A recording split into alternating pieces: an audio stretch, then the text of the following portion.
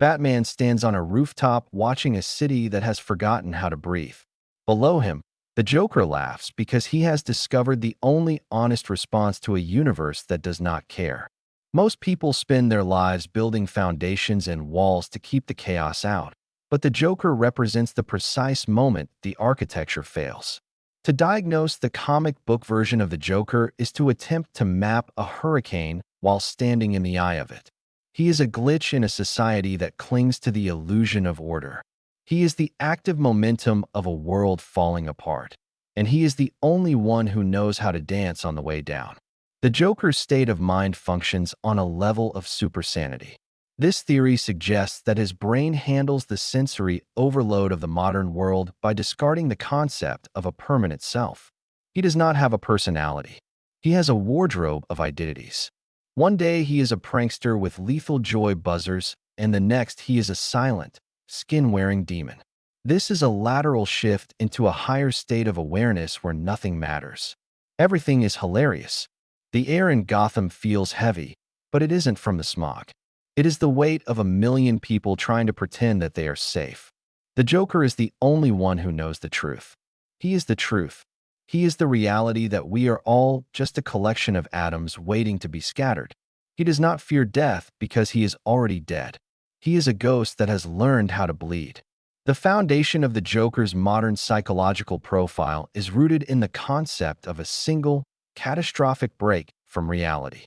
He believes that sanity is a fragile veil easily shredded by the random cruelty of existence. This perspective is a classic example of externalizing blame. Because the Joker could not mentally survive his own trauma, he must prove that no one else can either. His obsession with Commissioner Gordon and Batman is a desperate psychological experiment. He is attempting to validate his own collapse by forcing others to mirror it. This suggests a mind trapped in a state of traumatic regression. The only way to process pain is to inflict it on the collective consciousness of Gotham. He views himself as a surgeon cutting away the fabric of civilization to show the raw, bleeding chaos beneath. If we strip away the theatricality, the Joker fits the criteria for malignant narcissism. This is a combination of 4 distinct pathological traits that create a predator unlike any other in the broken lands of Gotham's underworld. He has a total lack of empathy and a chronic history of violating the rights of others. He does not feel guilt because he does not view other people as real. He derives genuine psychological and emotional pleasure from the suffering of others. The pain he inflicts is the core action of his existence. He believes the world is a conspiracy of sanity designed to suppress the truth of chaos. His default mode of interaction is violence. He uses it to dominate the narrative and ensure he is the center of every event. He rejects the traditional structures of human connection. The only relationship he values is the one with Batman. This is a symbiotic delusional disorder. He believes he and the Bat are the only 2 real people in a world of ghosts. This is why he kills henchmen and innocents with zero hesitation. To him, they are just background noise in a private conversation between 2 forces. The Joker's brain has been physically altered by chemical exposure, but the true damage is psychological. He suffers from a form of atypical psychosis where his delusions are self-directed. He knows what he is doing. He understands the laws of physics and the consequences of his actions. He simply chooses to ignore them. His laughter is a defense mechanism. It is a way to bridge the gap between his internal void and the external world. When he finds something funny, he is acknowledging the absurdity of a universe that allows things like hope or love to exist. The most telling aspect of his state of mind occurs when Batman is absent. In certain narratives, when the Joker believes he has finally killed his rival, his psychosis disappears. He becomes Joseph Kerr, a mundane, law-abiding citizen. This proves that his madness is an obsessive-compulsive attachment. He is ready to fight the Bat, and without that opposition, his mind has no reason to remain fractured. This suggests that the Joker is a reactionary consciousness. He defines himself through the presence of his enemy. He is not a person. He is a response. He is the shadow cast by the Bat, and as long as the light of Batman's crusade shines, the shadow will grow longer and darker. Most human beings rely on a chronological memory to maintain a sense of self. We are the sum of our experiences. The Joker rejects this fundamental rule of human existence. In his mind, memory is a choice. He famously states that if he is going to have a past, he prefers it to be multiple choice. This is a deliberate psychological strategy to avoid traumatic re-experiencing. By refusing to anchor himself to a single origin story, he prevents the trauma from ever ending. He keeps the wound open so he can use the pain as fuel. This state of mind is a form of dissociative identity adaptation. He is not multiple people sharing one body. He is one void wearing multiple masks. When he enters a room, he assesses the atmosphere of the environment and selects the version of the Joker that will cause the most disruption. This is why he can transition from a flamboyant showman to a silent, surgical killer in seconds. He is the ultimate force because he is never static. He is always becoming. He treats the walls of Arkham like they are made of glass. He knows that he can leave whenever he wants because the people in charge are too afraid to do what is necessary to stop him. They want to study him.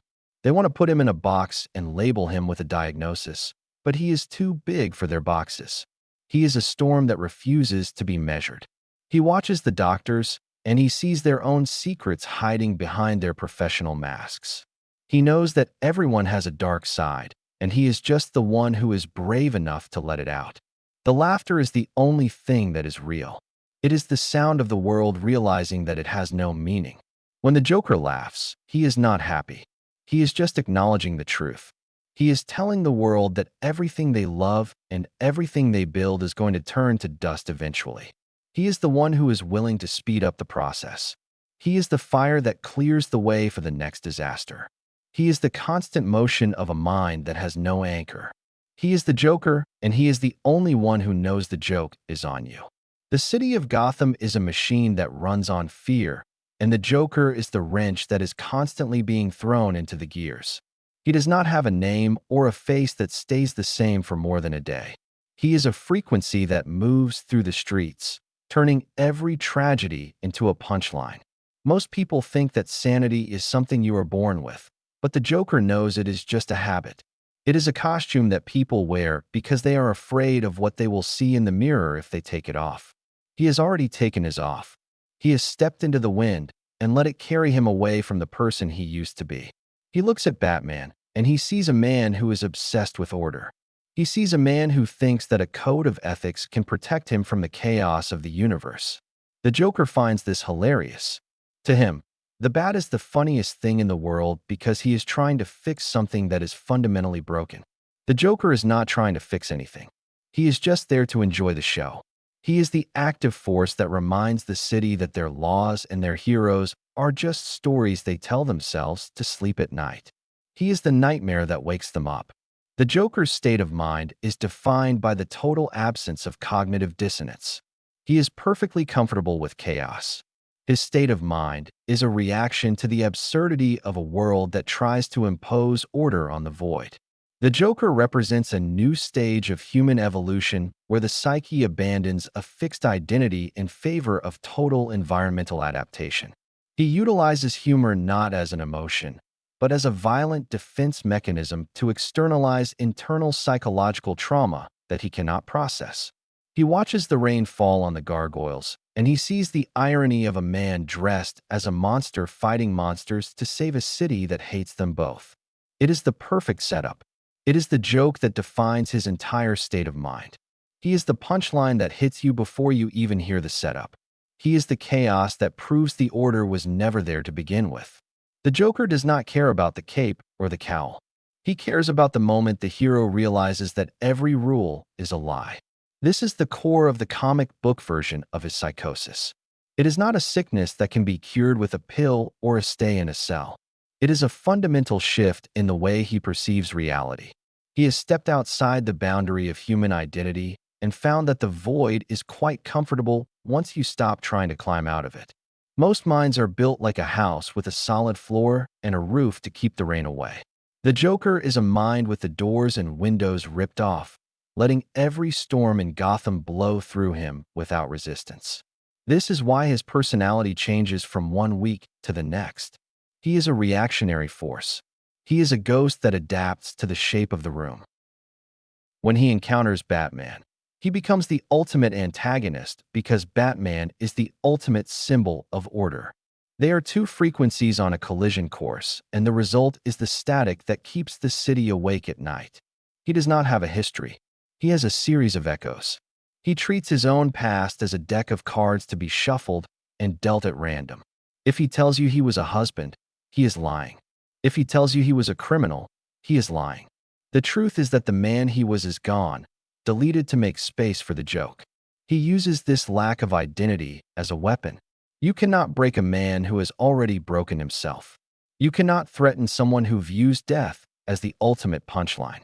His stay in Arkham is a period of quiet reflection before the next explosion. He watches the doctors with their notebooks and their theories about trauma and chemical imbalance. He finds them funny because they are trying to measure a hurricane with a ruler. They want to find a reason for the violence. But the Joker knows that the reason is that there is no reason. The universe is a cold, dark place that does not care about your plans or your family. He is the only one brave enough to laugh at that realization. He is the voice that tells the doctors that their white coats are just costumes, no different from his own purple suit. The laughter is a physical reflex. It is the sound of the ego dissolving into the atmosphere. He does not use tools to build. He uses them to dissect. He wants to see what is inside the heart of a hero when everything else is taken away. Every crime is a laboratory experiment. Every victim is a data point. He is the scientist of the absurd, proving over and over again that the world is just a collection of atoms waiting for a spark to turn them into fire. The rain in Gotham never stops, but the Joker does not feel the cold. He is the fire that keeps the nightmare burning. He is the shadow that Batman can never outrun. As long as there is a man in a mask trying to save the world, there will be a man with a grin trying to tear it down. They are locked in a cycle that has no end and no beginning. It is the perfect story. It is the only story that matters in the dark. The clinical profile of the comic book version of the Joker suggests a total departure from the standard categorization of personality disorders. While early iterations of the character were often dismissed as simple manifestations of homicidal mania, the modern interpretation presents a mind that has transcended the biological constraints of a fixed ego. This state of mind is a radical response to the overwhelming sensory and moral complexities of the urban environment. Rather than succumbing to a single fracture, the psyche has opted for a state of perpetual reconfiguration. This is the core of the Super-Sanity hypothesis. In this state, the individual does not possess a core identity to protect or sustain. Instead, the mind functions as a highly adaptive processor that retools its entire personality on a daily, or even hourly, basis. This fluidity is a form of hyperrationality. In a universe that is fundamentally chaotic, the attempt to maintain a stable, moral, and law-abiding identity is seen by the Joker as a form of mass delusion. He views the average citizen as the truly insane party because they insist on a consistency that the world does not support. By abandoning the weights of a permanent name, a verifiable history, and a consistent set of motivations, he becomes the only participant in the social contract who is truly free. His state of mind is characterized by the absence of an internal anchor. This allows for a level of tactical and psychological flexibility that makes him an apex predator. He does not suffer from the cognitive friction that occurs when a person's actions conflict with their values, because he has eliminated values entirely in favor of the joke. The joke is not a comedic preference. It is a metaphysical framework. It is the sudden, violent realization of the disparity between human aspiration and the cold reality of the void. His psychosis is a manifestation of this realization. When he engages in acts of mass destruction, he is not seeking a specific material outcome. He is performing a demonstration. He is attempting to force the observer into the same state of super-sanity that he occupies. This is most evident in his interactions with highly structured minds. He targets individuals who represent the pinnacle of order: lawyers, judges, and heroes, because their psychological collapse provides the most potent validation of his worldview. From a neurobiological perspective, the chemical exposure that serves as his origin story likely resulted in a permanent state of neuroplasticity. The standard neural pathways that govern empathy, fear, and social bonding were likely cauterized and replaced by a high-velocity cognitive loop. This loop favors novelty and disruption over stability and survival. This explains why he is often indifferent to his own physical safety. He does not view his body as a vessel for a soul, but as a prop in a grand, ongoing performance. This detachment from the physical self is a hallmark of extreme depersonalization. Yet in the Joker, it is directed with a terrifyingly high level of executive function. He is not a victim of his impulses. He is the architect of them. This architecture is built on the ruins of the one bad day philosophy. While he uses this theory to justify his actions, the true state of his mind is much more complex. He is aware that his philosophy is a projection of his own failure to process grief, but he has integrated that failure into a new, more resilient psychological structure. He has turned his trauma into a weaponized form of nihilism. This is why he cannot be rehabilitated. Rehabilitation requires the patient to find a way back to a stable identity. The Joker has deleted the backup files of his original persona. There is no man underneath the makeup to save. There is only the momentum of the clown. The social psychopathy of the character is also a critical component of his state of mind. He functions as a dark mirror to the collective anxieties of the public. He understands the aura of a city better than any politician or social scientist. He knows exactly where the fault lines of a society lie, and he applies pressure to them with surgical precision. This requires a high degree of social intelligence and an acute awareness of human psychology. He is a master of the long game, setting up psychological dominoes months or years in advance. This level of planning contradicts the idea of him being a chaotic or random actor. His state of mind is highly organized, but it is organized around the principle of entropy. He is the active force that ensures no system remains unchallenged. His relationship with his own mortality is perhaps the most alien aspect of his psyche. He does not fear death because he does not believe in the permanence of the self. He views his life as a single performance in a theater that is eventually going to burn down anyway.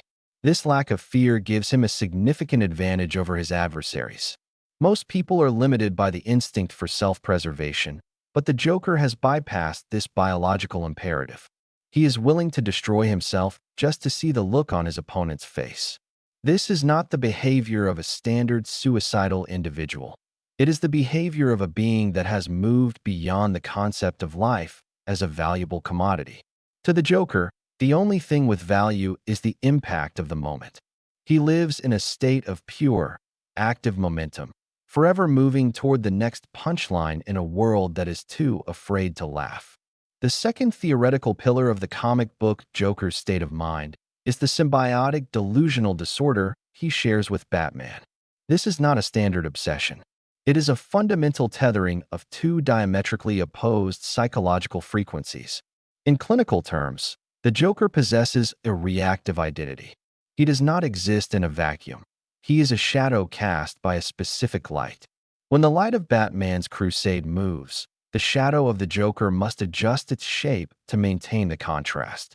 This creates a state of obsessive-compulsive attachment where the Joker's cognitive function is entirely predicated on the actions of his adversary. This attachment is a form of ego externalization. The Joker has discarded his own internal ego and replaced it with a fixation on Batman's moral boundaries. He views Batman as the only other real entity in a world of cardboard cutouts. This perspective is a radical departure from standard psychopathy. While a typical psychopath views others as tools, the Joker views Batman as his only peer, his only audience, and his only reason for being. His state of mind is a constant dialogue with the hero's code of ethics. Every crime is a question designed to find the breaking point of that code. He is not seeking to defeat Batman in a physical sense. He is seeking to win the philosophical argument by forcing the hero to become a mirror of the villain. This leads to a state of cyclical psychosis. The Joker's madness peaks when he is in direct conflict with Batman and subsides into a catatonic or normalized state when the Bat is removed from the equation. This suggests that the Joker's mind is a latent force that requires a specific stimulus to activate. Without the stimulus of Batman's order, the Joker's chaos has no meaning. He becomes a rudderless vessel. This is the most terrifying aspect of his state of mind. He is a self-aware anomaly that knows he is part of a larger, binary system. He understands the narrative aura of their struggle, and he embraces his role as the necessary evil. The chemical changes in his brain also facilitate a unique relationship with pain. He does not process physical suffering as a deterrent. Instead, he integrates it into his super-sanity as a form of sensory input that validates his existence. When he is beaten or injured, his laughter is a signal that the physical world has failed to break his psychological resolve. He has decoupled the pain-fear response that governs human behavior. This makes him an impossible subject for traditional interrogation or deterrence. You cannot threaten a man who views his own destruction as the ultimate punchline. His state of mind is a fortress of nihilism, protected by a moat of total indifference to his own survival. Furthermore, his state of mind is characterized by hyperfocus and cognitive divergence. He can focus on a single, elaborate joke for years, showing a level of patience and dedication that contradicts his chaotic persona. This suggests that beneath the surface of the clown, there is a cold, calculating intellect that is always running simulations. He is an algorithm ready to exploit any weakness in the social fabric of Gotham. He understands the pressure points of a city, the fear of a parent, the greed of a criminal, the pride of a hero, and he knows exactly how to trigger them to create the maximum amount of entropy. This entropy is his ultimate goal. He is a devotee of the second law of thermodynamics applied to human psychology.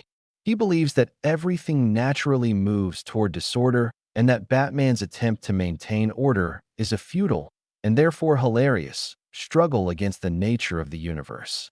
His state of mind is a celebration of this inevitable decay. He views himself as the acceleration of that decay. He is the active force that ensures the floor of civilization stays pulled back, exposing the cold void underneath.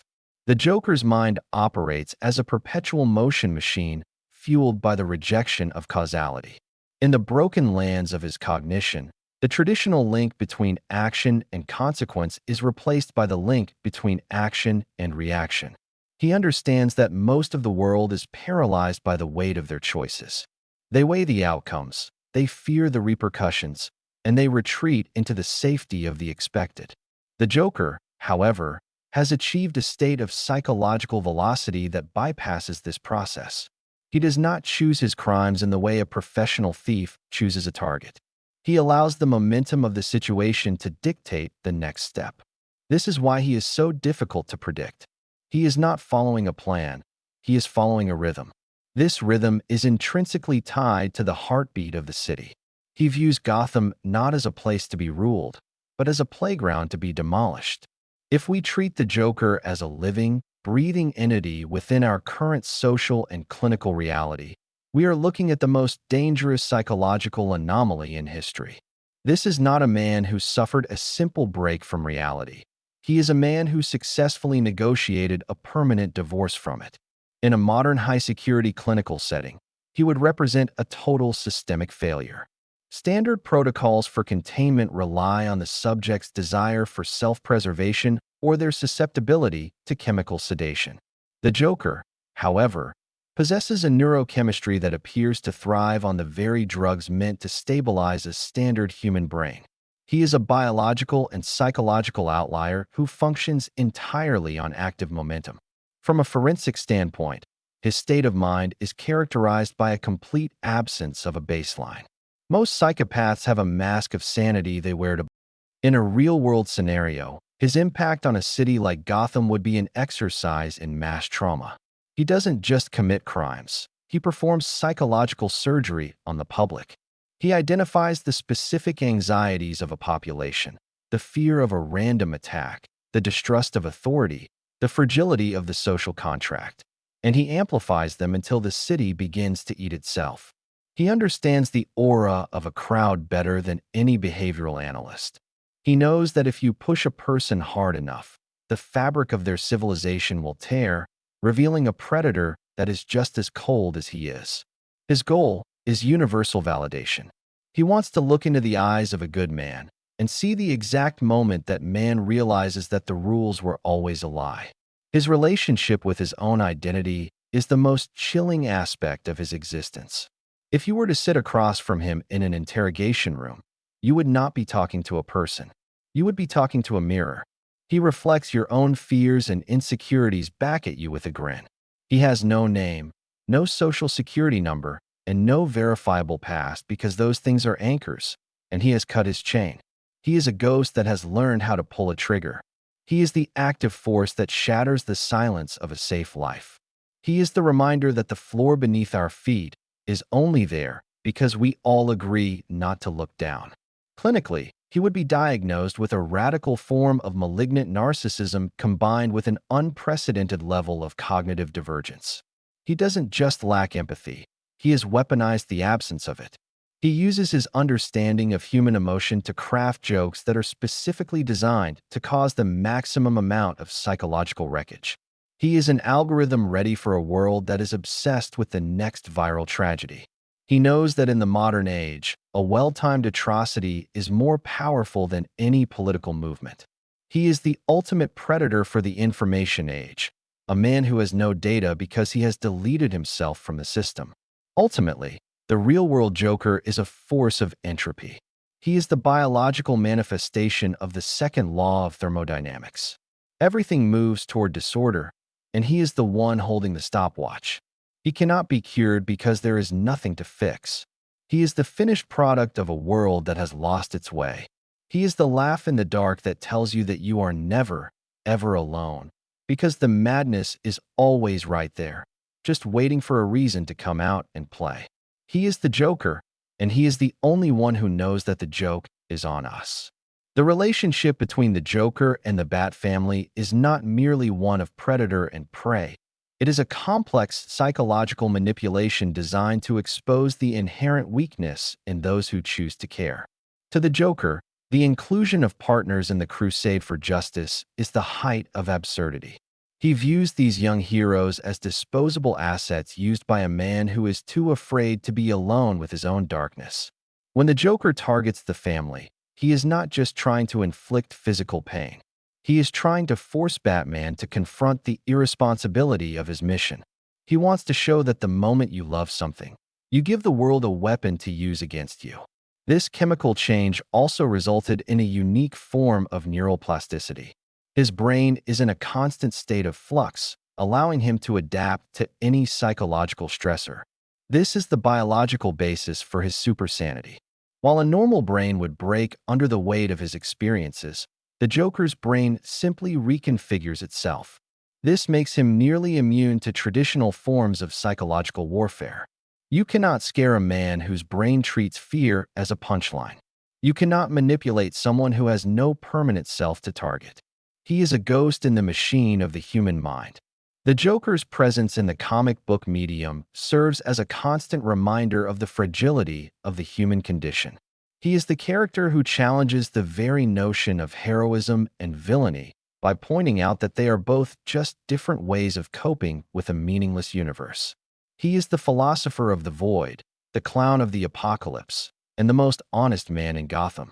He does not hide behind a mask of sanity. He shows the world exactly what he is. A man who has lost everything and found that it was the best thing that ever happened to him. In the end, the diagnosis of the Joker is simple. He is the truth.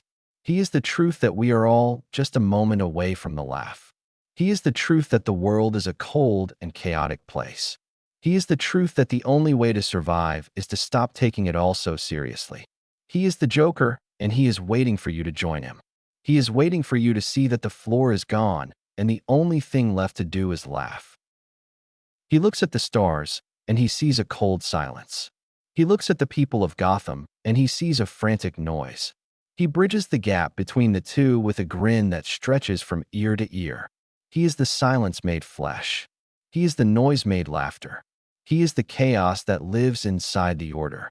He is the Joker, and he is always there, just behind the next corner, waiting for the punchline. He is the nightmare that never ends because he is the only one who is truly awake. He is the active force that ensures the story of Gotham remains a tragedy, even when the hero is winning. He stands on the edge of the precipice, looking down into the dark, and he doesn't see a fall. He sees a flight. He sees the momentum of a soul that has finally let go of the need to be someone. He is the frequency that cannot be tuned out. He is the static that eventually becomes the song. He is the Joker, and he is just getting started. The joke isn't that he exists. The joke is that you think you're different from him. All it takes is one bad day, one missed step, one moment of clarity in a world that makes no sense. He's already waiting for you on the other side of that moment, holding the door open and laughing at the view. Thanks for listening. I hope you found this episode interesting. Click the like and subscribe buttons for more similar original content from my channel. It really helps. Until next time, take care of each other and always do you.